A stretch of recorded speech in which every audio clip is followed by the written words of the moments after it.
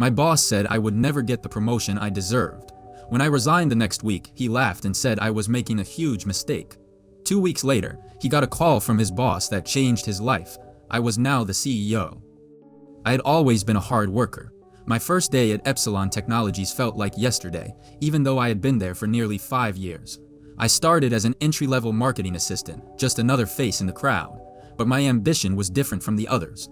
I wasn't content with doing the bare minimum. I wanted more. I wanted to move up to lead, to prove that I had more to offer than just what was on my resume. I worked long hours, took on extra projects and pushed myself to the limit. And for a while, it seemed like it was paying off. But no matter how hard I worked, I kept running into the same wall. My boss, Greg. Greg had been at the company for over a decade. He was a senior director, the kind of guy who had risen through the ranks by playing it safe, staying in his lane, and doing just enough to keep his job. He wasn't a visionary or a risk-taker.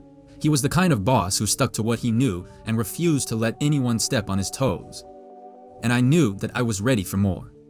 For the past year, I had been working on a massive campaign that I knew would change the trajectory of the company. It had the potential to bring in millions, expand our market share, and transform how we approached clients. But Greg, he didn't see it. He didn't see the vision. He didn't believe in me. And that was the last straw. I remember sitting in Greg's office that morning, the air thick with tension. We had just finished a meeting about the upcoming campaign, and I could tell by the way Greg was fidgeting with his pen that he wasn't impressed by my ideas. "I don't think this is going to work," Greg said, leaning back in his chair. "You're overestimating the market potential. This isn't the kind of strategy we've used before, and it's risky." I could feel my patience slipping. "With all due respect, Greg, this isn't about playing it safe. This is about taking the company in a new direction. If we want to stay ahead of our competitors, we need to take calculated risks.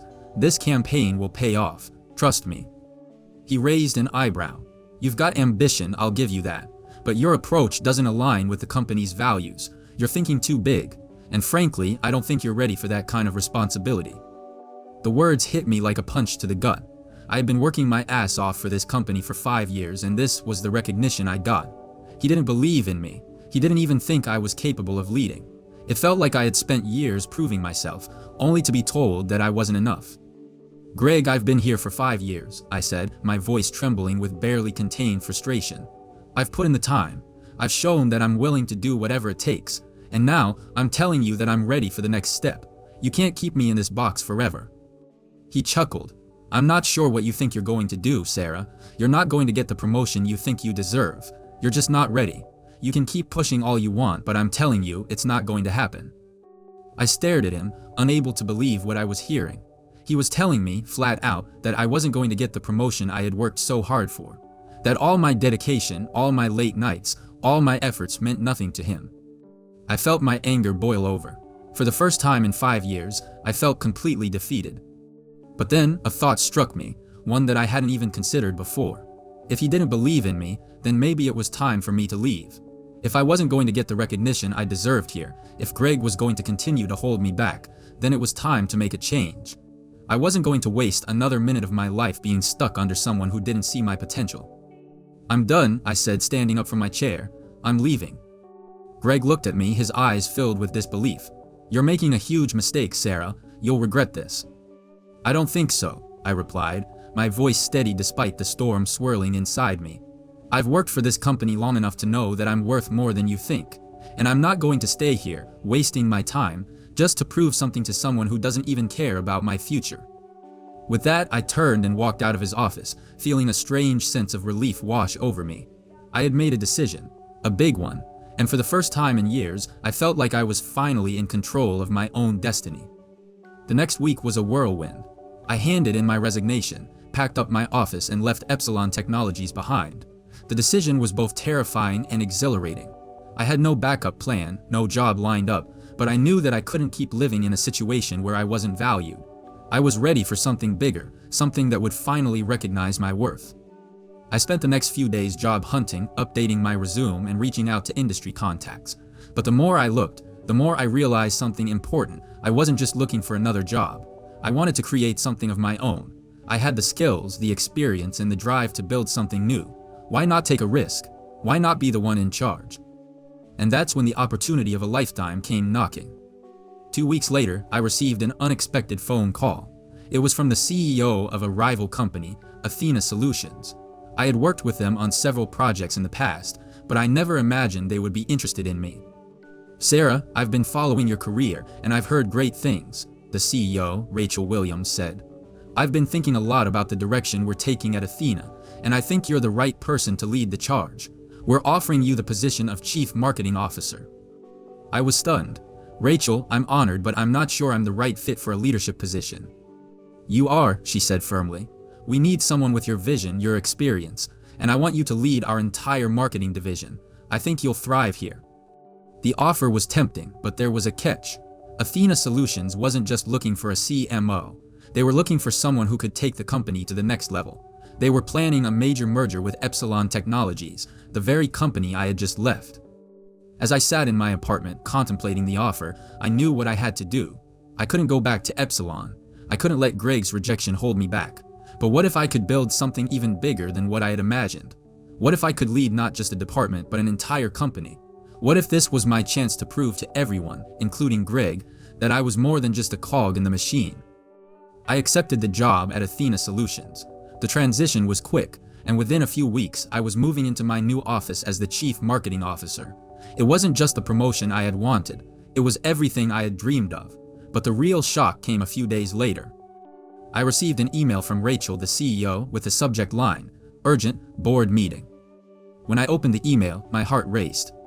"Sarah, we've decided to take a step that will change the future of AITA. After careful consideration, and based on your outstanding work and vision, we would like to offer you the position of Chief Executive Officer of AITA Solutions." My jaw dropped. CEO of AITA. It was a dream come true. A position that only a few months ago had seemed out of reach was now in my hands. But what truly took my breath away was what happened next. As I sat there, stunned and unsure of what to do, my phone rang. It was Greg. I answered, but before I could speak, he laughed. "So, you really think you've got it all figured out, huh?" he said, his tone dripping with sarcasm. "You think resigning from Epsilon and joining some competitor was the best move you could make? You'll regret it. You're making a huge mistake, Sarah, I promise you." I let out a deep breath, holding back the laughter that threatened to escape. "Greg, I'm not sure you understand. I didn't leave to make a mistake. I left because I knew I could do more. And just so you know, I just got promoted to CEO of AITA Solutions, so I guess I'll see you at the top." There was a long pause on the other end of the line. I could almost hear the realization sinking in. Finally, Greg spoke, his voice much quieter than before. "What?" "I'm the CEO now, Greg," I said, smiling to myself. "Good luck with your little department." And with that, I hung up. 2 weeks had passed since I made the biggest decision of my career, resigning from Epsilon Technologies, the company I had poured my heart and soul into for 5 long years. But now, I wasn't looking back. The world I had stepped into at AITA Solutions was everything I'd hoped for and more. It was an environment where ideas weren't just accepted, they were encouraged, where visionaries weren't stifled but given the space to flourish. I had made the right choice.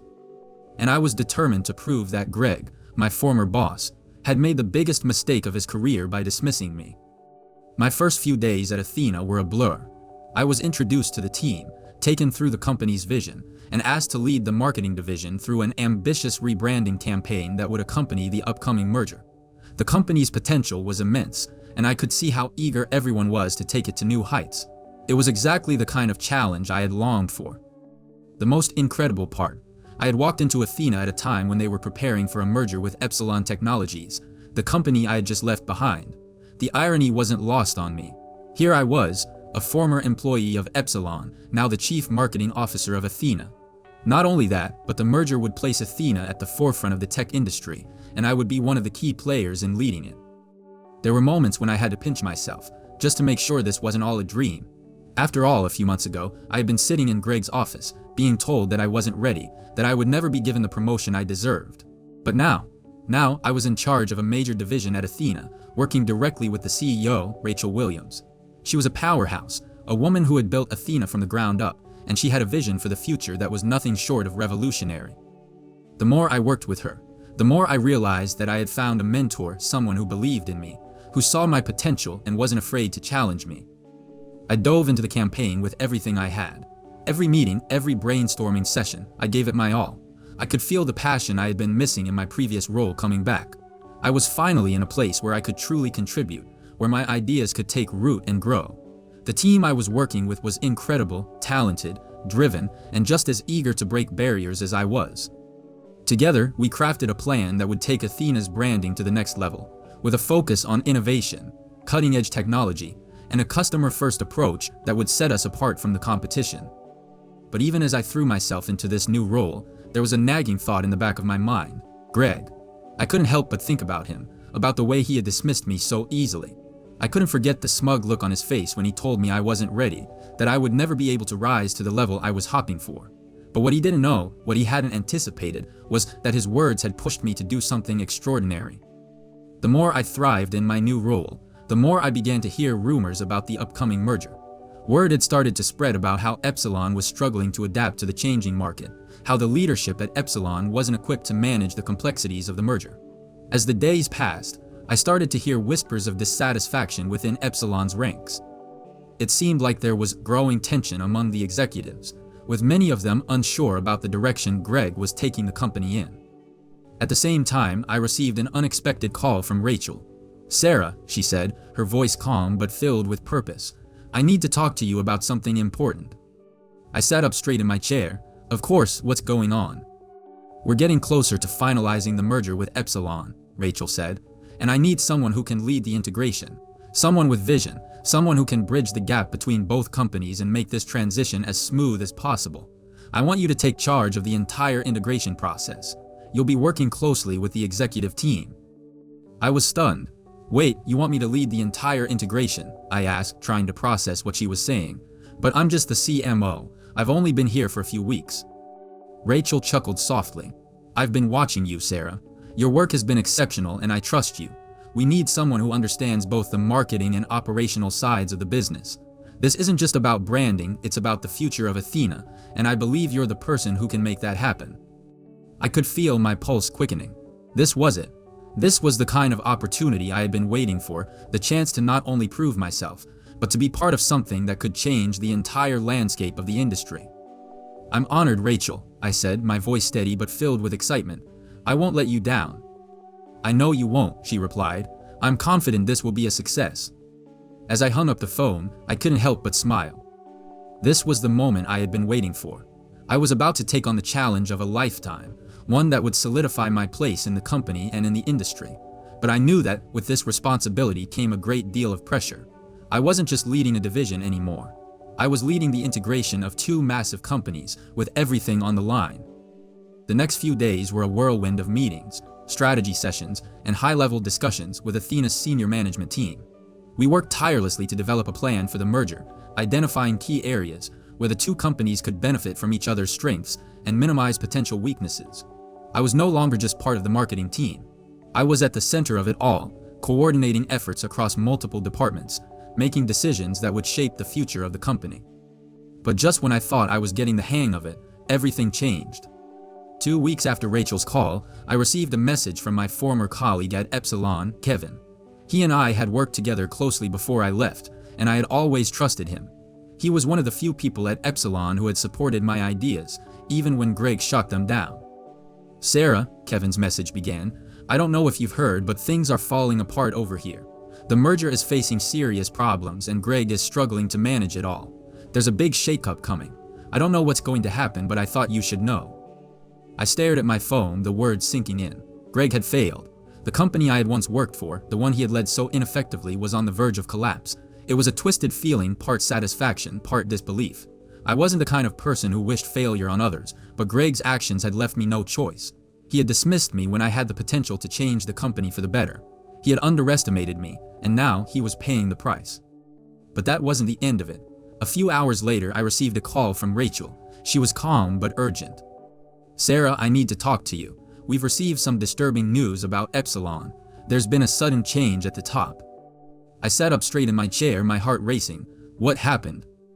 "Greg is being removed from his position," Rachel said. "It's happening today.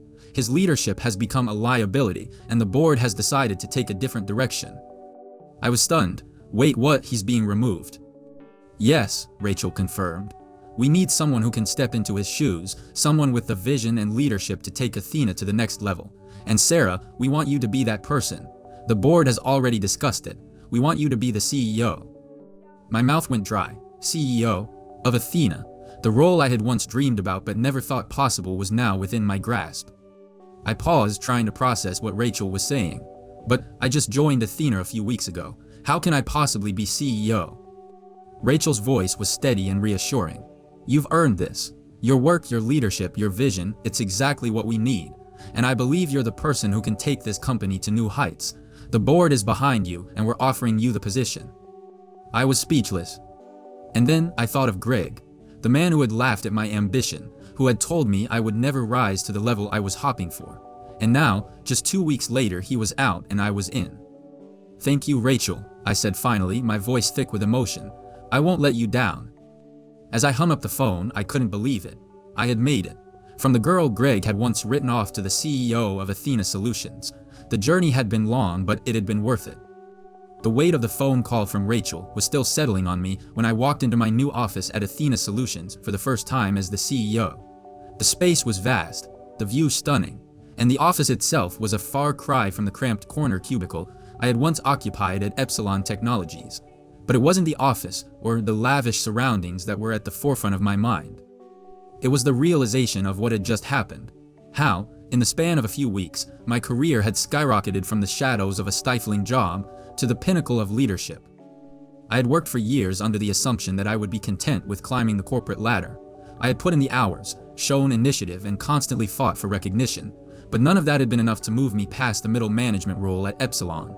At Athena, it wasn't about luck or being good enough. It was about the opportunity. And now, here I was, at the helm of a company that was poised to reshape the tech industry. I spent the first few days getting acclimated to my new role, learning about the company's ongoing projects, the merger with Epsilon, and the key players I'd be working with. But the most difficult part of this whole transition wasn't the strategy meetings or the corporate jargon. It was the tension I could feel in the air. The question everyone was asking but no one was saying out loud was, how long would I last? Despite the excitement that came with stepping into a position of such power, there were whispers, doubts, and uncertainty. Athena's management team had clearly been in turmoil after Greg's removal from Epsilon, and the board was clearly concerned about the merger. There were a few senior leaders at Athena who still felt uneasy about my rise. After all, I was the fresh outsider, an ex-employee of the very company they had just absorbed. I could sense their skepticism during meetings. But there was one thing they didn't know. I was determined to prove them wrong. My first major task as CEO was overseeing the merger process with Epsilon. The timing couldn't have been more critical. Epsilon stock had been on a steady decline, and their once profitable markets were now stagnating. It was clear that if Athena didn't take swift and decisive action, the entire merger could collapse under its own weight. Athena had the potential to capitalize on Epsilon's resources, but only if we made the right moves quickly. I dove headfirst into the task, working closely with the team to restructure and integrate Epsilon's operations. The weeks that followed were a blur of back-to-back meetings, intense negotiations, and high-pressure decisions. There were so many moving parts, from the logistics of merging the two companies' sales teams to the strategic repositioning of products. It felt like I was juggling 10 different things at once, but I knew this was my moment to shine. Every decision I made would either elevate Athena or send it spiraling into uncertainty. It wasn't easy, but I was built for this. I had spent years watching Greg make poor decisions, avoid risks, and fail to lead his team through challenges. I had learned from every mistake he made, and I was determined to avoid repeating them. Where Greg had hesitated, I moved forward confidently. Where he had been complacent, I was pushing for growth. Where he had failed to inspire loyalty, I created an atmosphere of transparency, respect, and ambition. But while I was busy putting Athena's future on track, the quiet storm that was brewing at Epsilon was about to come to a head. It started with a message from Kevin, the former colleague I had kept in touch with after leaving Epsilon. Kevin had always been a solid source of inside information, and he had been with the company long enough to understand the dynamics of the executive team. He had also been one of the few people who had supported me when I pushed for the promotion I knew I deserved, even when Greg had shut me down. "Sarah, things are getting crazy over here," Kevin texted one evening. "The board is calling an emergency meeting. They're about to announce Greg's departure officially, and there's a lot of tension with the rest of the leadership team. They're blaming the failure of the merger on his leadership, but it goes deeper than that." I frowned, staring at the text. I knew the removal of Greg from Epsilon's leadership wasn't just about his poor management of the merger. It was about his inability to evolve with the market and his refusal to adapt. But this was different. It sounded like a power struggle. A much bigger issue was about to unravel. "Any idea what's really going on?" I replied. "Not fully, but there are rumors about a shakeup in the upper ranks. The board's really upset about how Greg managed the transition. They feel like he's been dragging his feet. I wouldn't be surprised if they tried to remove more people to cover up the mess." I sighed. Greg had always been so smug, so convinced of his own control, that I couldn't help but feel a little bit of satisfaction at hearing that he was finally being held accountable. But I also knew the timing couldn't be worse. The merger was on the brink of collapsing, and Athena was now entrenched in it. If Epsilon's power struggle continued, it could tear everything apart. That night, I couldn't sleep. My mind raced with thoughts of what was happening behind closed doors at Epsilon. I could almost see Greg sitting in his office, probably seething with rage, trying to salvage whatever little control he had left. But what I didn't expect was how quickly things would spiral out of control. 2 days later, I received an unexpected call. It was from an old contact at Epsilon, someone who had been working closely with Greg's team for years. His voice was frantic when he picked up. "Sarah, it's bad. It's much worse than we thought. Greg's not the only one being removed. The entire senior management team is being replaced." I felt my heart race as I listened. The situation was escalating. The board had finally decided that they couldn't move forward with Greg's leadership, and they were purging the entire senior staff. They were essentially throwing everything Greg had built out the window. And the worst part was that I could already feel the impact it would have on the merger. Without strong leadership from Epsilon, Athena would be forced to pick up the pieces. It was going to take years to rebuild what had been lost. But then the bombshell came. My contact hesitated before speaking. "Sarah, the board reached out to you. They want you to take over. They've already made their decision. You're the new CEO of Epsilon Technologies." I couldn't breathe. I was stunned. It wasn't just that the board had ousted Greg, they had chosen me to lead Epsilon's recovery. Me, the person who had just walked away from their company weeks ago. The same company that had rejected me and underestimated my potential. The irony was overwhelming. I don't understand," I said, trying to gather my thoughts. "Why me? I'm already CEO at Athena. I'm leading the integration. Why would they want me to come back to Epsilon?" "You're the one with the vision, Sarah. The board sees what you've done with Athena. They think you're the only one who can turn Epsilon around. They need someone with fresh ideas, someone who's not tied to the past. You're their best shot." The phone call ended abruptly, leaving me in a daze. I had just been offered the reins of one of the biggest tech companies in the industry, and I had just walked away from it all. This wasn't just about pride anymore. This was about proving that I was the leader the tech world had been waiting for. And with that, a new chapter began to unfold. The next morning, I was back in my office at Athena, feeling a sense of disbelief wash over me. I had barely been in my new role for a month, but now, I was faced with a decision that could change everything. Could I take the position at Epsilon, a company that had rejected me? Could I leave the opportunity I had built at Athena to go back to the company that had once underestimated me? Rachel, the CEO of Athena, could see the hesitation on my face when I told her about the offer. She listened carefully as I laid out the situation. "Sarah, I've seen what you've done here," she said, her tone steady but kind. "You've turned this company around in ways no one could have imagined, but I won't stand in your way. If Epsilon giving you this kind of opportunity, it's because they recognize your value. You've earned this, but you need to make sure you're making the right decision for you, not anyone else." And that's when I realized what I needed to do. The decision wasn't just about the position or the company. It was about showing everyone, especially Greg, that I had made it on my own terms. And if I could rebuild Epsilon not just for the company but for myself, it would be the final piece of the puzzle. It was the moment I had been waiting for, yet one I had never imagined I would face. The decision that lay before me was monumental, one that would define my career and my future. I stood at the precipice of something larger than myself. I had left Epsilon Technologies in search of something more, something that would fulfill my ambition, challenge my abilities, and prove that I was capable of achieving greatness. I had found it at Athena Solutions, where I had climbed the ladder, gone from being a hopeful newcomer to the chief marketing officer, and eventually to the CEO. But now, I was staring at the possibility of returning to the very company that had once brushed me aside, a company I had fought so hard to escape. 2 weeks had passed since I received that call from Epsilon's board. I had been back at Athena, trying to focus on my responsibilities as CEO, trying to keep my mind occupied, but my thoughts kept circling back to Epsilon. Greg's departure had caused chaos. The company was in disarray, the leadership team was fractured, and the employees were uncertain of their future. And yet, through all of this, Epsilon's board had decided they wanted me, someone who had walked away, someone who had already made a name for herself in the industry, to return and rebuild their broken company. I couldn't deny the attraction of the offer. Epsilon, for all its flaws, was a company with an immense amount of potential. The merger with Athena was an opportunity for them to reinvent themselves, and I could be the one to lead that transformation. But I had to ask myself, was this the right move for me? I spent the next few days weighing the pros and cons. Athena had given me the platform to show what I was capable of. I had grown the company's market share, implemented innovative marketing strategies, and led successful mergers and partnerships. I was respected here. I had built relationships with the executive team, and they believed in me. Athena had become my home, but with that comfort came stagnation. I had already proven myself in the role I was in. Was there still room for growth here? On the other hand, Epsilon represented a new challenge, a fresh start.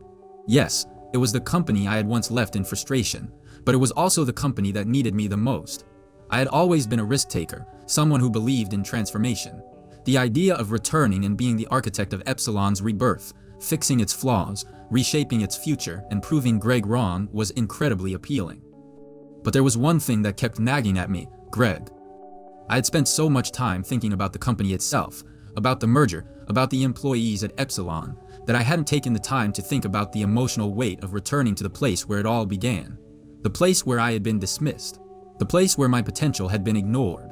I had learned so much since then, both about the business world and about myself, but I was still carrying the scars of Greg's rejection. He had told me I wasn't ready, that I'd never reached the level of success I was aiming for.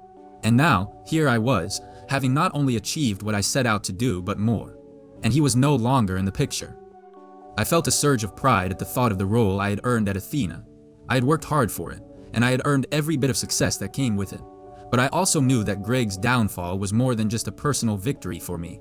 It was a symbol of the kind of leadership I wanted to embody, the kind that inspires, challenges, and ultimately empowers people to achieve their full potential. But even as I stood at the crossroads, I couldn't shake the question, would I be happy in the shadow of my past, knowing that I had gone back to the place where I had been underestimated? Or was it time to move forward, to embrace the life I had built for myself at Athena, to continue carving my own path? The turning point came late one night when I was sitting alone in my office at Athena, reviewing the latest quarterly reports.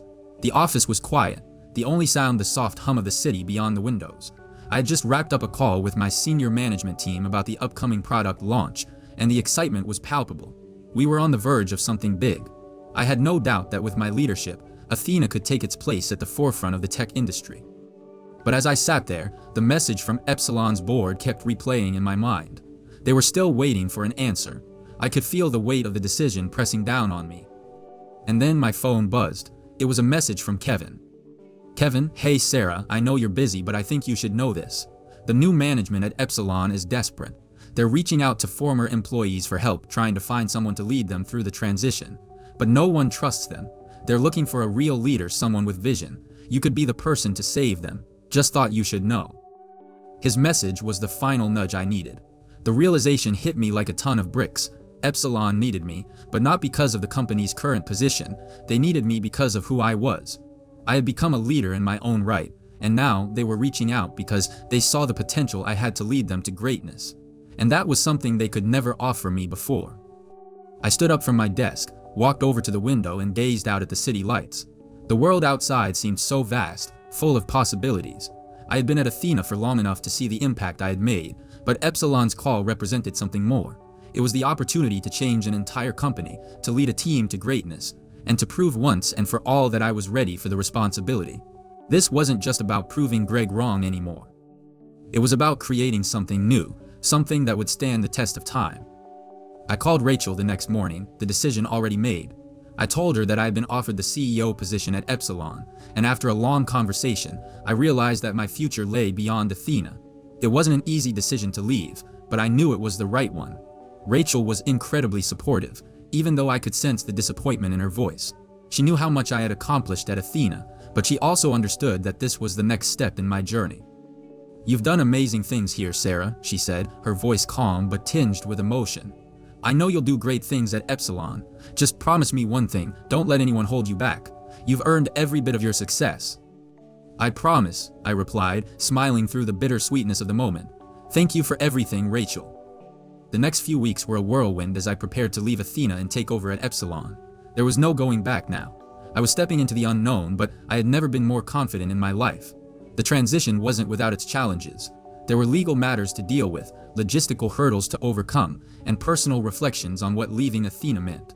But with every passing day, I felt more certain that I was making the right decision. Finally, the day came when I walked into Epsilon's headquarters, not as an employee, but as their new CEO. The moment I stepped into that building, I felt the weight of everything I had worked for. The history of the company, the failures, the missed opportunities, the leadership that had held it back. It was all now my responsibility. I was ready for this. The board members who had once doubted me were now in the room with me, waiting for the new direction I was about to set. I didn't need to prove myself to them anymore. I had already done that. "This is our time," I said, standing before the board, the room filled with a mix of anticipation and disbelief. "We're going to take this company in a new direction. We're going to innovate, we're going to lead, and we're going to show the world that Epsilon can be more than just a memory of the past. It's going to be a force to be reckoned with." I could see the shift in the room. They were starting to believe in me, starting to see what I had always known, that I was the one who could turn this company around. And as I looked out over the room, I realized that the battle with Greg was long over. The question wasn't whether I had succeeded. The question was whether Epsilon was ready to succeed with me at the helm. And I knew the answer.